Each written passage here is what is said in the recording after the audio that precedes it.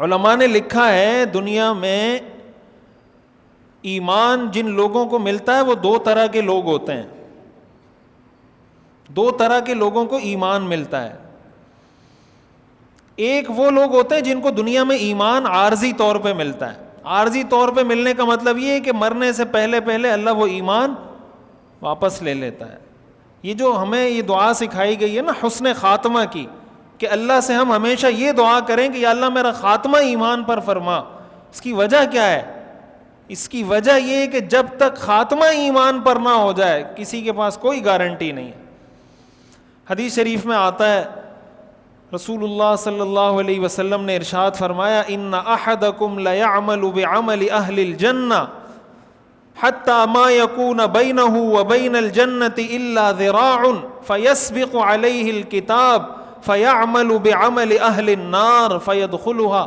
آپ نے فرمایا تم میں سے ایک شخص جنت والے کام کرتا رہتا ہے یہاں تک کہ اس کے اور جنت کے درمیان ایک گز کا فاصلہ رہ جاتا ہے.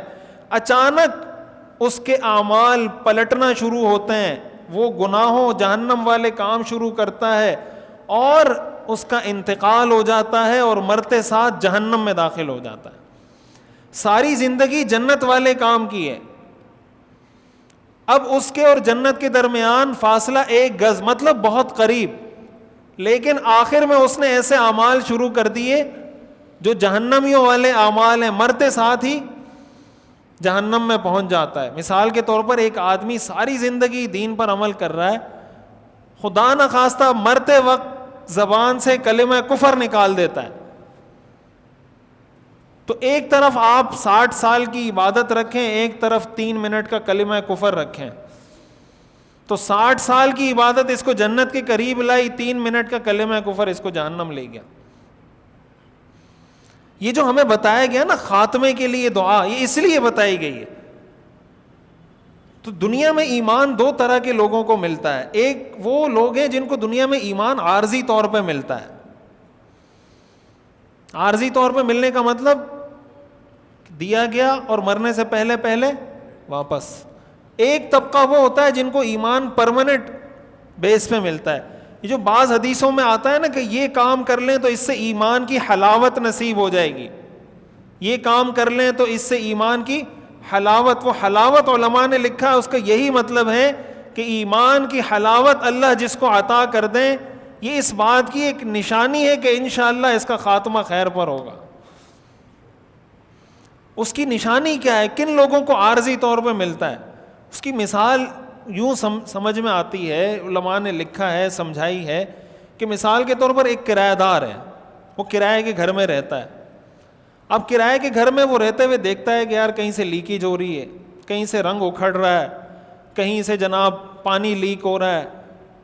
کوئی اس کو کہے کہ یار یہ ٹھیک کروا دو, یہ پلستر اتر رہا ہے پلستر ٹھیک کروا دو, یہ رنگ اس کا اکھڑ رہا ہے رنگ دوبارہ کروا دو, تو کرایہ دار آگے سے کیا کہتا ہے کہ یار میں کون سا یہاں کوئی ساری زندگی گزارنی ہے, 1-2 سال رہنے کے لیے آیا ہوں, جس کا مکان ہے وہ بنائے گا, بس میرا ہیڈک تھوڑی ہے اس کا کلر کروانا, اس کو یہ میرا کام تھوڑی ہے, جس کا ہے وہ کروائے گا.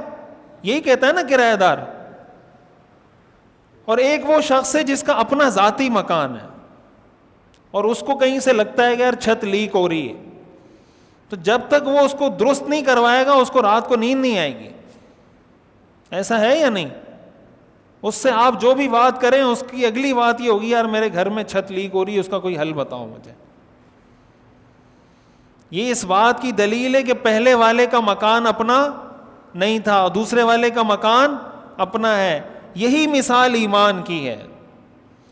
ایمان کے خلاف جب کام ہو رہے ہوتے ہیں, جب ایمان کے عقائد کے دین کے خلاف کام ہو رہے ہوتے ہیں, انسان کی زندگی گناہوں والے کاموں سے بھرتی چلی جاتی ہے اور اس کو کوئی کہتا بھائی یہ گناہ نہیں کرو اس سے اللہ ناراض ہوتے ہیں, نماز پڑھا کرو, نماز چھوڑنا کبیرہ گناہ ہے, شرک نہ کرو, سود مت کھاؤ, زنا مت کرو, بد نظری مت کرو, رشوت مت لو, کرپشن مت کرو, خیانت مت کرو, یہ سارے حرام کام ہیں. وہ کہتا ہے بٹ ٹھیک ہے چلتا ہے کچھ نہیں ہوتا. اس کا مطلب یہ اس بات کی علماء نے لکھا ہے, یہ بھی اس کرایہ دار کی طرح معلوم ہوتا ہے کہ اس کا ایمان کہیں سے اس کے ایمان کی چھت لیک ہو رہی ہے, کہیں سے اس کے ایمان کا کلر اکھڑ رہا ہے, کہیں سے اس کے ایمان میں ڈیمیج آ رہا ہے, اس کو کوئی ٹینشن نہیں ہو رہی. اور جس کا ایمان اپنا ہوتا ہے نا, اس سے ذرا سا کوئی گناہ ہو جائے فوراً پریشان ہو جاتا ہے. حدیث میں آتا ہے نا کہ مومن اور منافق میں فرق یہ ہے کہ مومن سے جب گناہ ہوتا ہے اس کو ایسے لگتا ہے جیسے کوئی پہاڑ اس کے سر پہ گرا دیا گیا ہو, اور منافق سے جب گناہ ہوتا ہے اس کو ایسے محسوس ہوتا ہے جیسے مکھی اس کی ناک پہ بیٹھی اس نے ایسے کر کے اڑا دی. یہ مومن اور منافق کی نشانی ہے. گناہ دونوں سے ہوتے ہیں, گناہ مومن سے بھی ہوگا, گناہ منافق سے بھی ہوگا. فرق دونوں میں کیا ہے کہ مومن سے گناہ ہو تو اس کو ایسا محسوس ہو جیسے میرے سر پر پہاڑ گرا دیا گیا, اور منافق سے گناہ ہو تو وہ یوں سمجھے کہ مکھی آئی تھی اور ناک سے اڑا دی.